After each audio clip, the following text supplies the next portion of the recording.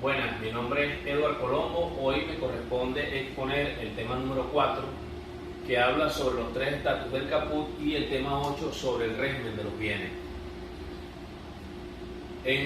Hablando de los 3 estatus del caput, recordemos que en Roma, para adquirir la nacionalidad completa, era importante cumplir los 3 elementos o estatus del caput, que tenemos status liberatis, status civitatis y status familia.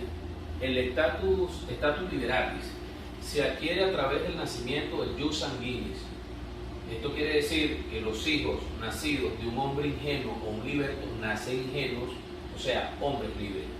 Status civitatis es la facilidad o la prerrogativa que tiene todo ciudadano romano y de acceso, pues, al derecho público y privado. Eran los únicos, ¿okay? Y el estatus familia, ¿verdad? Es el derecho o la condición que tiene todo hijo varón dentro de su familia, exceptuando a los esclavos. Hablamos de la esclavitud, las causas y sus efectos. La esclavitud es una institución jurídica que despoja al hombre de toda su forma y de todos sus derechos. Era considerado cosa y como tal pertenecía a otra persona. Los efectos que causaban en los amos, bueno, el amo era responsable, ¿verdad?, de todas las deudas y faltas contraídas por sus esclavos. Las manumisiones. La manumisión es una forma que tenía el esclavo de salir del dominio de su amo por voluntad de éste. Los efectos es un acto solemne, ya que se incorpora un nuevo ciudadano. Y las formas tenemos vindicta, censu, testamenti, por concesión graciosa, por beneficios de la ley, por el cumplimiento de ciertas condiciones. Vindicta es un acto solemne.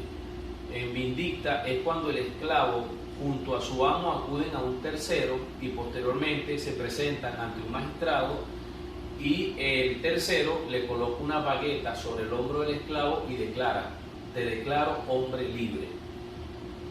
Censo era cuando el amo inscribía al esclavo en el censo de los ciudadanos. Testamenti era la última voluntad del amo, donde pedía la libertad de sus esclavos o de su esclavo. Por concesión graciosa, ¿verdad?, a través de los comicios del Senado Consulto se le podía otorgar la ciudadanía completa o a medias a los peregrinos, ¿okay?, con ciertas prerrogativas. Beneficios de la ley.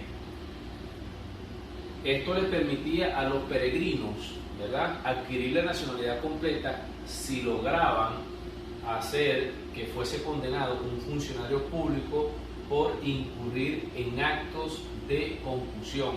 Recordemos que concusión es cuando un funcionario público, ejerciendo sus funciones, ¿verdad?, exige un beneficio particular en contraprestación de su servicio.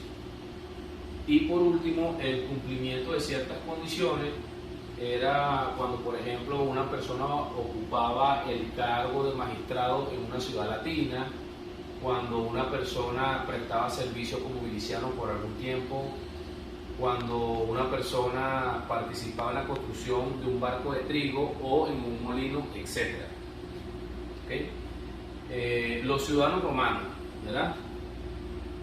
Los ciudadanos romanos, ¿verdad?, eran los únicos que tenían acceso, ellos como titulares tenían acceso a las instituciones jurídicas. Los latinos, ¿verdad?, es un núcleo poblacional, ¿verdad?, que estaban en intermedio entre latinos y peregrinos, pero contaban con cierta prerrogativa sin la necesidad de ser ni latinos ni peregrinos, ¿okay? Y los peregrinos son habitantes de países no enemigos de Roma o que eran vencidos en combate, y una región determinada le otorgaban la nacionalidad sin adquirir las instituciones jurídicas. ¿Okay? La adquisición de la ciudadanía romana pudiera ser por nacimiento o por manumisión, que ya la hemos hablado allá arriba. Hablamos de los derechos de los ciudadanos romanos. Los ciudadanos romanos tenían derecho al voto, podían prestar servicio en legiones, podían concursar para un cargo público, podían cumplir ciertas funciones religiosas, entre otras. ¿Okay? La pérdida de la ciudadanía. Cuando un ciudadano romano cometía un delito grave, perdía la ciudadanía y era degradado a cosa. ¿Okay? Y la otra era cuando un ciudadano por propia solicitud pedía otra nacionalidad, automáticamente perdía la romana, porque en Roma no se permitía doble nacionalidad. La familia romana, ¿verdad? No depende del matrimonio. El matrimonio no es la base de la familia, sino queda potestad del jefe de la familia, que a su vez es el núcleo, ¿verdad?, del parentesco. ¿Okay? Hablamos de la agnación. La agnación es la de... la agnación es el parentesco, es el parentesco reconocido, ¿verdad?, por el derecho civil, y se fundamenta en el pater familia, ¿sí? La cognación es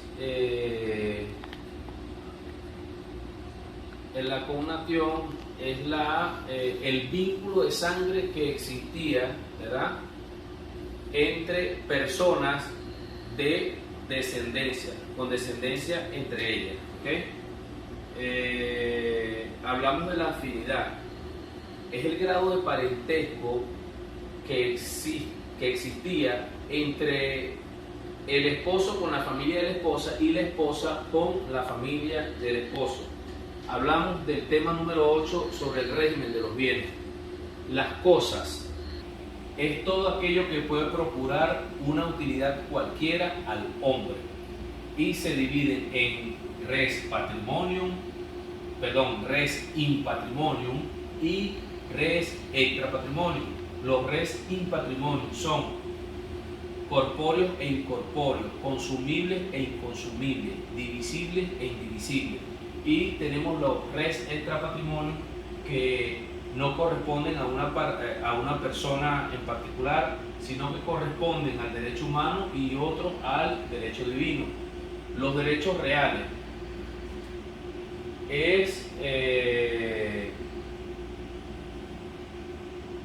el poder jurídico que ejerce una persona sobre una cosa. Los derechos personales son relativos porque es de persona a persona. Es cuando el acreedor le exige al deudor una contraprestación. La clasificación de los derechos reales. Los derechos reales se clasifican en derechos reales civiles y derechos reales pretorios. Los derechos reales civiles son sancionados por las fuentes del derecho, mientras que los derechos reales pretorios, ¿verdad?, son sancionados por los edictos del pretor. La analogía y diferencias entre los derechos reales y personales. Analogía. La analogía, ¿verdad?, crea una relación directa y los terceros deben respetarla. Mientras que la diferencia entre reales y personales es que son absolutas. Se pueden ejercer, ¿verdad?, se puede ejercer contra todo, sin referirse a nadie. Y los personales, ¿verdad?, son derechos relativos frente a personas determinadas. ¿Okay? Bueno, muchas gracias. Es todo en cuanto a mi presentación. Hasta luego.